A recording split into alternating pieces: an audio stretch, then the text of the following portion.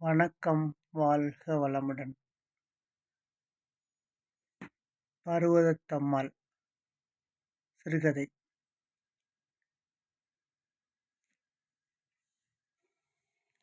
மா! லட்சுமி அழைத்ததும் சௌரி, தனா, வாக்கியா, வடிவு நால்வரும் மாறி மாறி கூடவே சேர்ந்து குரல் கொடுத்தனர். ஐவரின் அழைப்பும் பர்வதத்தம்மாளின் காதில் தெளிவாகவே விழுந்தது. இருங்கடி வாரேன் என்று தனக்குள் முனகிக் கொண்டாள். கயிற்றில் கட்டிலை விட்டு மெல்ல எழ முயற்சி செய்தாள். இயலவில்லை. இடுப்பும் முதுகும் பளிர் பளிரென வெட்டின.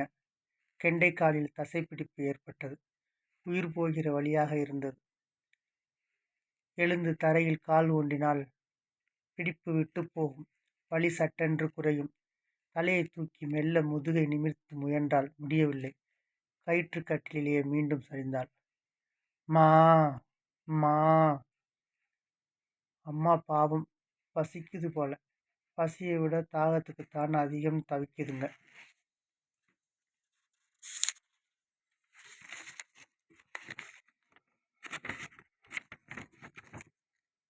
கண்களை இடுக்கி யாராவது அந்த வழியில் போகிறார்களா என்று பார்த்தாள்.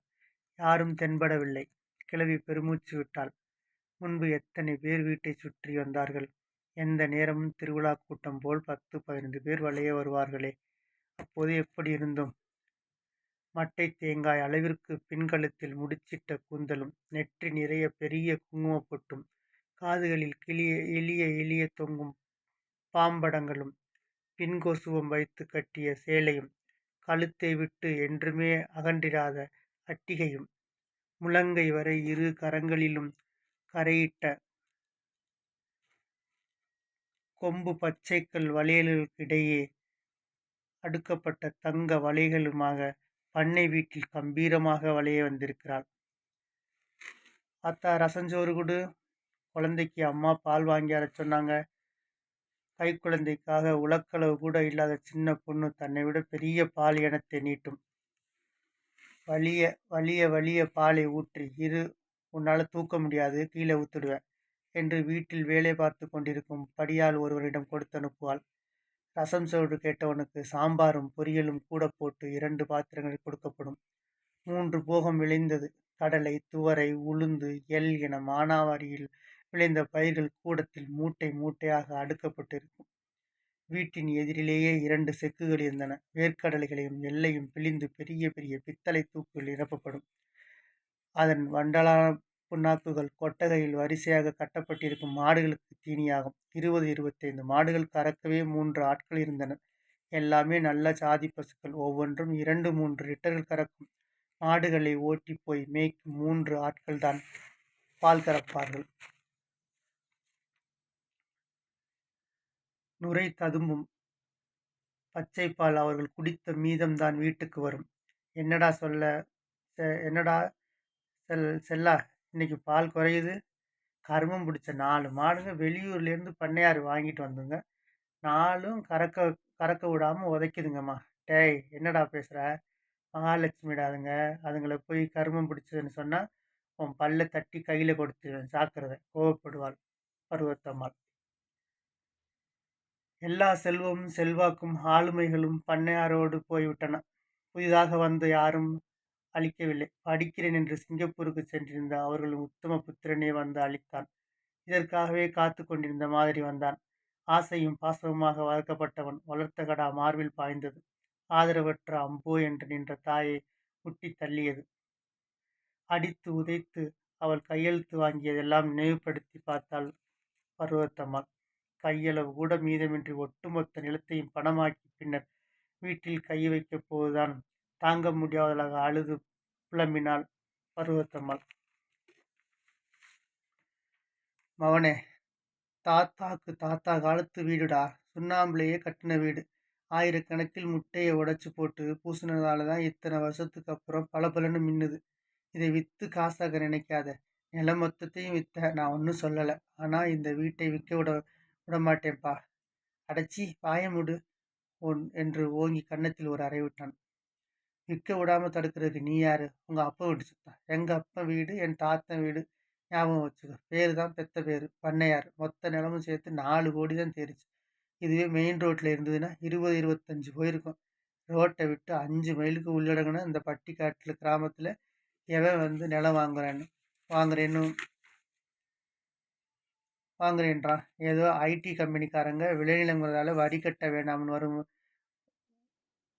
வேணாம்னு வாங்குனதால தப்பிச்சேன்.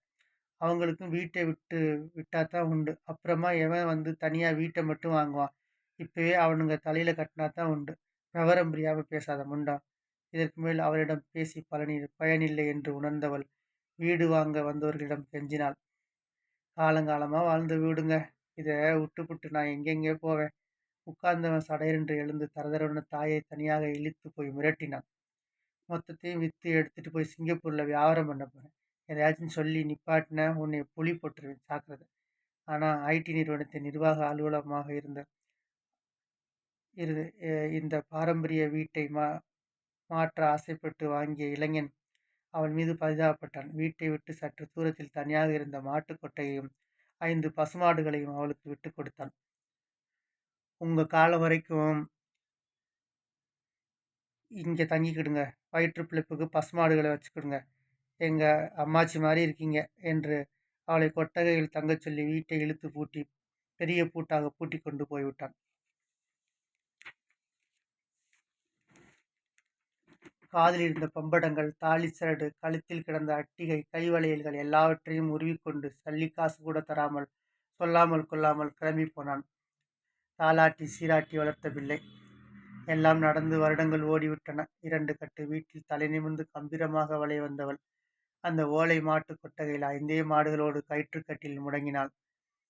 அங்கேயே விறகடுப்பில் சோறாக்கி கொண்டாள். மூணு போகம் கிச்சிலி சம்பா விளைவித்து துவரையும் கடலையும் பயிரும் எள்ளும் அலைபோல் குவிய கண்டவளுக்கு ரேசன் அரிசியும் பருப்பும் பாமாயிலும் உதவின. இவை எல்லாவற்றையும் சகித்து கொண்டவளால் மாடுகள் பசியால் கத்தியதை, நோய் வந்தபோது சுணங்கி படுத்ததையும் சகித்து கொள்ள முடியவில்லை. 5 மாடுகளும் அவளுக்கு 5 பெண்கள் போல. அவையும் அவளை அம்மா அம்மா என்று குரல் எழுப்பி தாயாக பாவித்தன. ஊருக்கெல்லாம் படியளந்தவள் என்று தன் மாடுகளுக்கு படியளக்க 100 நாள் வேலைக்கு நம்பி போனாள். அந்த பணத்தில் தான் மாடுகளுக்கு தீவனமும் வைத்தியமும் நடந்தேறின. ஆரம்பத்தில் ஊர் மக்கள் வந்து பார்த்தனர். ஆண்கள் உச்சி கொட்டினார்கள். பெண்கள் கண்ணீர் விட்டனர். பாவி மகன், பெத்த தாயை இப்படி செய்வானா? நல்லா இருப்பானா அவன் என்று மனம் நொந்து தவித்த போது துடித்து போனாள் உற்சாகி.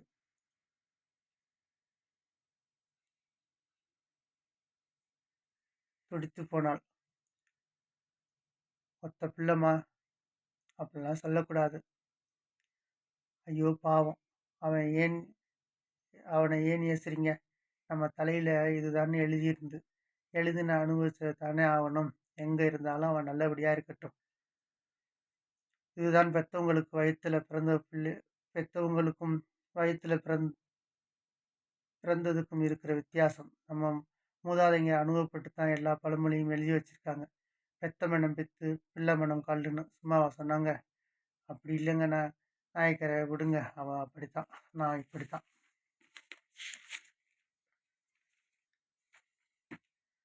என்ன செய்ய முடியும், விடுங்க.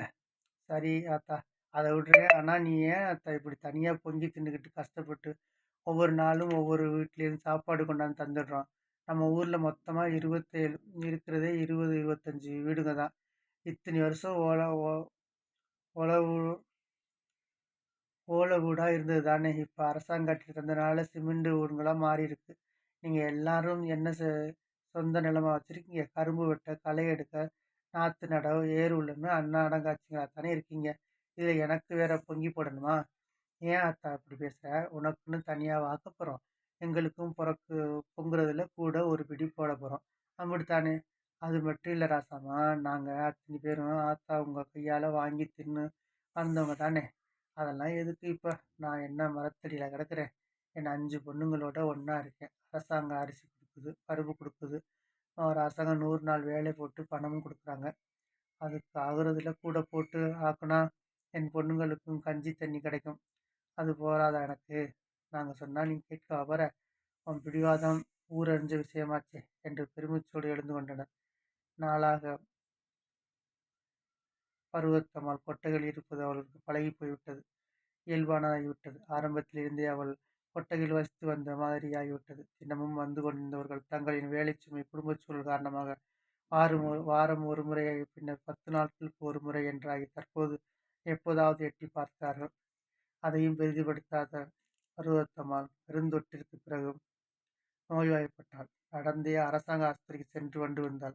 அதுவும் முடியாமல் போன பின்னரே படுத்துக் கொண்டு விட்டாள். 100 நாள் வேலைக்கு செல்ல முடியாதாகிவிட்டது. ரேஷன் கடை பொருள் தீபா மட்டும் மாதம் தவறாமல் அரிசி, பருப்பு, எண்ணெய் கொண்டு வந்து, "என்னாயா, எப்படி இருக்க?" என்று கேட்டுவிட்டு போகும். மேலும் முடியாமல் போகவே 3 நாட்களுக்கு ஒரு முறை, 4 நாட்களுக்கு ஒரு முறை சோறு சமைத்து அதில் நீர் ஊற்றி வைத்து சாப்பிட்டாள்.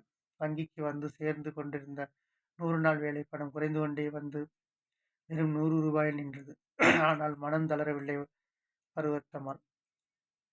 அரசாங்கத்திடமிருந்து மாதம் வரும் முதியோர் உதவி பணத்தை மாடுகளுக்காக செலவு செய்தாள். இப்படிப்பட்ட நிலைமையில்தான் கட்டிலோடு கட்டிலாய் முடங்கி கிடந்து நினைத்துக் கொண்டாள்.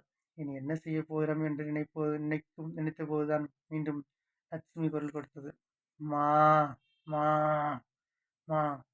விசப்பாட்டு மாதிரி லட்சுமி சௌரி, தனா, பாக்கியா, வடிவு என ஒவ்வொரு குரலாக ஒலித்தபோது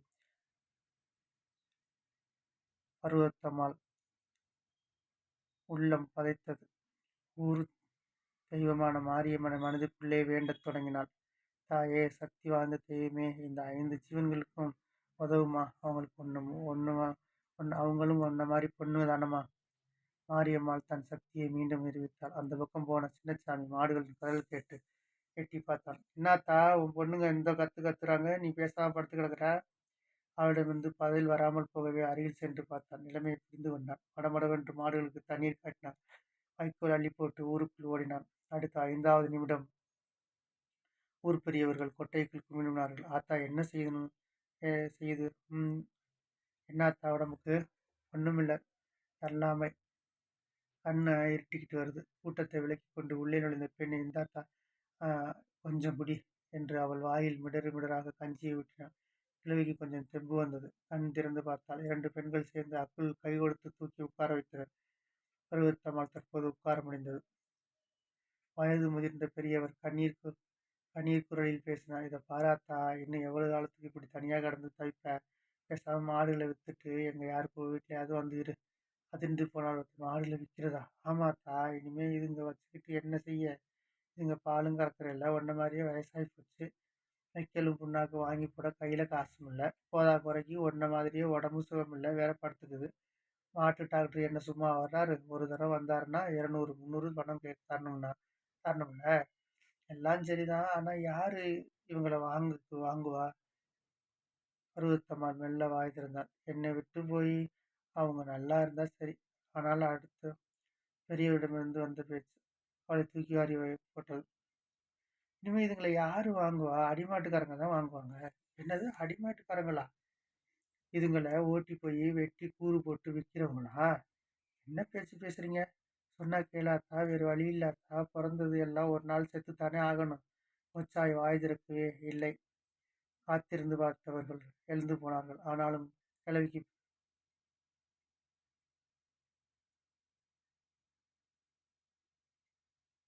பருவத்தம்மாள் வாய் திறக்கவே இல்லை. ஆனாலும் காத்திருந்து பார்த்த பெரியவர்கள் எழுந்து போனார்கள். ஆனாலும் கிழவிக்கு பிடிவாதம் அதிகம். எல்லாம் போனாலும் இன்னும் பிடிவாதம் மட்டும் போகல பார். எல்லாரும்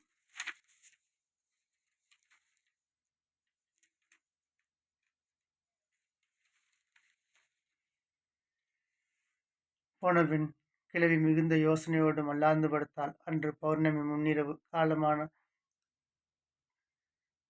காலமானதால் அந்த ஓலைக் கொட்டகைக்குள் தங்கக் காசுகளாக நிலா வெளிச்சம் விழுந்து கிடந்தது.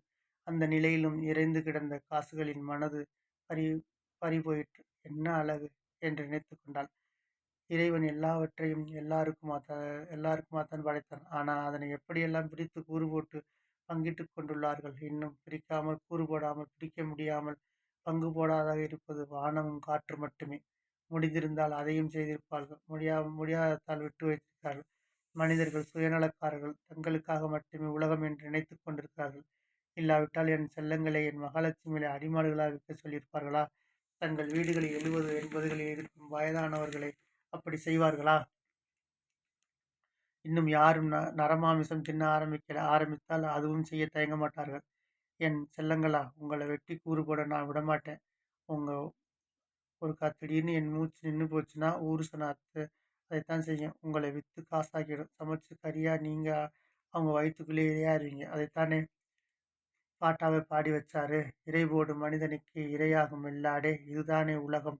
அனுதாபம் கொண்டு நீ ஒரு நாளும் நம்பி விடாதே. பாடலை முணுமுணுத்தவள் சடேரென்று எழுந்தாள். எங்கிருந்தான் உடலில் அந்த வேகம் வந்ததோ? மாடுகளை அவிழ்த்து வாங்கடா மகாலட்சுமிகளா என்று கூட்டிக் கொண்டு முன்னால் போக மாடுகள் அவளை பின்தொடர்ந்தன. எப்படி என் காலுக்கு இவ்வளவு வலிவும் வேகம் வந்துச்சு?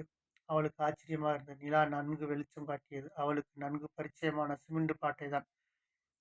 ஊர் எல்லைக்கோடு வரை கண்ணுக்கெட்டிய தூரம் வரை நிலமாக இருந்தவைகள்தான். கிட்டத்தட்ட 860 ஏக்கர் நிலம். உச்சவரம்பு சட்டத்தின் போது பாதி அரசாங்கம் எடுத்துக்கொண்டது. மீதி பாதியை கிராம மக்களுக்கு பிரித்து கொடுக்க அவள்தான் ஏற்பாடு செய்தாள். அத்தனையுமா கொடுக்க சொல்றாங்க? எத்தனை கொடுக்க போறீங்க? பங்கிட்டா ஆளுக்கு 5 சென்ட் தானே தேரும். சொந்த இடத்துல வீடாவது அவங்களுக்கு கிடைக்கட்டும். பின்னால பார்த்துக்கிடலாமே.